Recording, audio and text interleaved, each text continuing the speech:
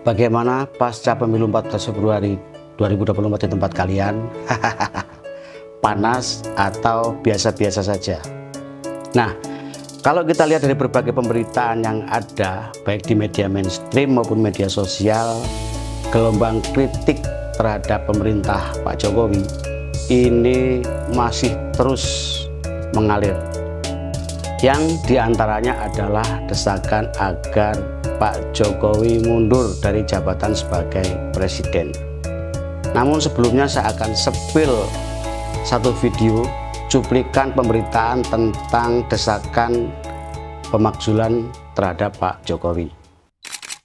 Forum Komunikasi Purnawirawan TNI Polri untuk Perubahan dan Persatuan atau FKP3 mendesak pemakzulan Presiden Joko Widodo serta mendiskualifikasi Prabowo Gibran dari Pilpres 2024. Para purnawirawan menilai Paslon 02 Prabowo Gibran dan Presiden Joko Widodo telah melakukan kecurangan sepanjang pemilu 2024.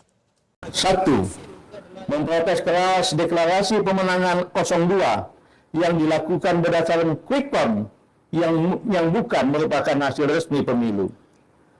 Kedua, mendesak kepada yang berwenang untuk mendiskualifikasi Prabowo Gibran sebagai Paslon 02 pada Pilpres 2024.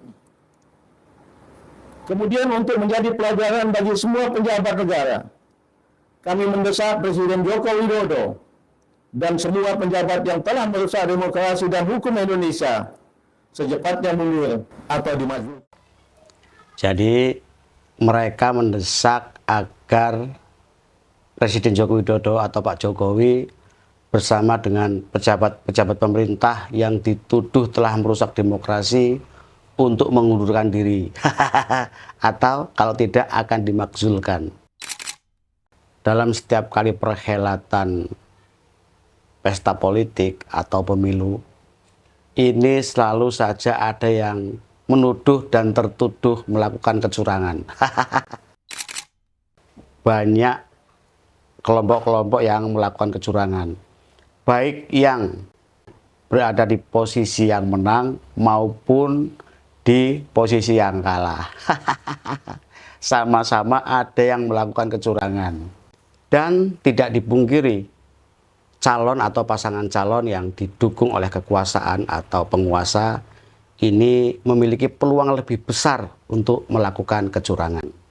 Sehingga jika pasangan calon atau calon yang didukung oleh penguasa ini menang, menjadi hal yang wajar kalau menjadi yang paling tertuduh melakukan kecurangan.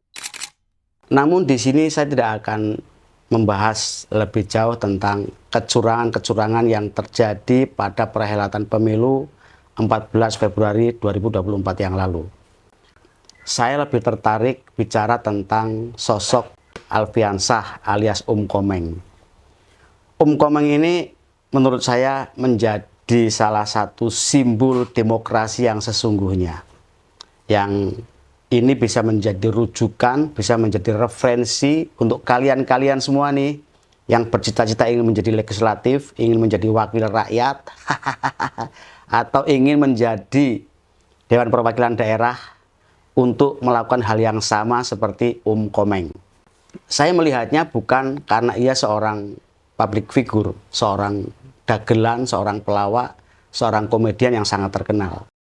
Karena kalau bicara soal ketertarikan atau serk masyarakat terhadap kita ini adalah soal hubungan dan komunikasi. Sejauh ini Komeng sudah melakukan komunikasi yang baik terhadap masyarakat, meskipun dilakukan secara tidak langsung. Dan itu bisa dilakukan oleh siapapun. Buat kalian ya yang ingin menjadi wakil rakyat atau ingin menjadi DPD RI, bisa belajar dari Komeng. Bisa mulai dari sekarang untuk 5 tahun ke depan. Apalagi saat ini kita dimudahkan dengan maraknya media sosial. Yang ini bisa menjadi salah satu alat komunikasi untuk bersosialisasi.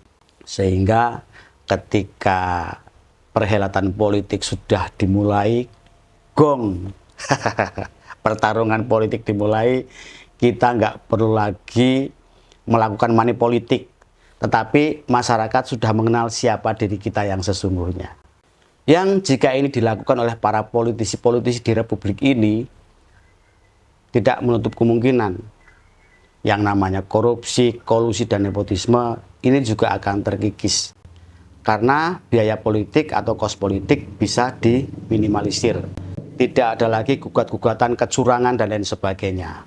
Sekali lagi, kita bisa belajar dari Komeng, bahwa Komeng adalah simbol demokrasi, kejujuran dalam berpolitik yang sesungguhnya. Komeng sebagai seorang calon DPD RI melakukan kejujuran, masyarakat pemilih juga dengan hati nurani dan kejujurannya memilih Komeng.